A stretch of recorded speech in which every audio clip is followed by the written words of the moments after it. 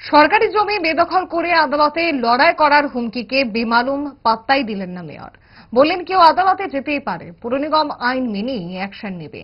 বেআইনি দখলদারদের হুমকি প্রসঙ্গে কি প্রতিক্রিয়া ছিল মেয়রের, দেখুন। না, আদালতও যেতেই পারে, এটা আমার গণতান্ত্রিক অধিকার যেতে পারে। এবং যারা বেশি দখল টখল করে তারাই আমরা যখন আগরতলা সহ দখল মুক্তি করতে যাচ্ছি, যারা বেআইনিভাবে ব্যবসা করে বা গাড়ি রাখে বা ফুটপাত দখল করে অন্যায়ভাবে ব্যবসা করছে, তাদের এই চরমই হুমকি থাকে। যারাই বেশি বেআইনি কাজ করে তারাই আইনের পথে যেতে বলে আসছে। তো তাদের একটা চেষ্টা রক্ষার, নিজেকে রক্ষা করা।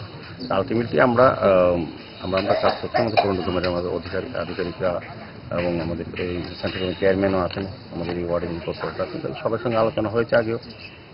এবং মাননীয় মুখ্যমন্ত্রীও চাইছেন যত দ্রুত সম্ভব এই কাজটা শেষ করা এবং জনগণের ব্যবহারের জন্য প্রহরী যে ঐতিহ্য অনুযায়ী সেটা তুলে দেওয়া।